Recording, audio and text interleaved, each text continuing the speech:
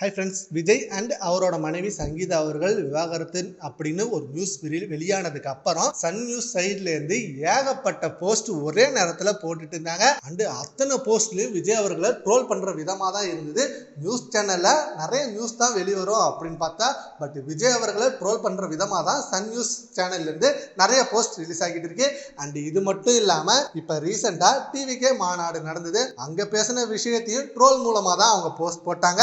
And அதுக்கப்புறம் நேத்து விஜய் அவர்களும் த்ரிஷா அவர்களும் ஒரு ஃபங்க்ஷனுக்கு 2 பேரும் ஒரே கார்ல சேம் காஸ்டியூம்ல வந்தாங்க. சும்மா விடுவாங்களா இவங்க? சும்மா வச்சு செஞ்சுட்டாங்க ட்ரோல் பண்ணி. மீம் கிரியேட்டர்ஸ் தான் இப்படி ட்ரோல் பண்றாங்கன்னு பார்த்தா, பட் நியூஸ் சேனல்லே இப்படி அவங்க வன்மத்தை கொட்டிட்டு இருக்காங்க அப்படின்னு சொல்லி இந்த விஷயங்கள்லாம் செம்மையா ட்ரோல் ஆகிட்டு இருக்கு. ஆல்ரெடி விஜய் அவர்கள் டிவிகே மாநாடு ஃபர்ஸ்ட் நடத்துனதுல இருந்து இப்ப வரைக்கும் டைரக்டா அட்டாக் பண்றது டிஎம்கேவை தான். எனக்கும் உங்களுக்கும் தான் போட்டி, நான் உங்களை கண்டிப்பா ஜெயிப்பேன், நீங்க ஊழல்வாதி, ஓம் சக்தி பராசக்தி, திமுக ஒரு தீய சக்தி அப்படின்னு சொல்லி வேற லெவலா திமுகவை அட்டாக் பண்ணி பேசிட்டு இருந்தாரு விஜய் அவர்கள்.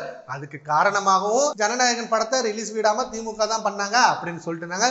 இப்போ அந்த இதெல்லாம் மனசுல வச்சுக்கிட்டு ஒவ்வொரு விஷயத்திலையும் டிவிகே விஜய் அவர்களை செம்மையா அட்டாக் பண்ணி ட்ரோல் பண்ண ஆரம்பிச்சிட்டாங்க. சன் நியூஸ் சைட்ல இருந்து நியூஸ் ரிலீஸ் ஆன கொஞ்ச நேரத்திலே அவ்வளோ போஸ்ட் கொடுத்துட்டே இருக்காங்க.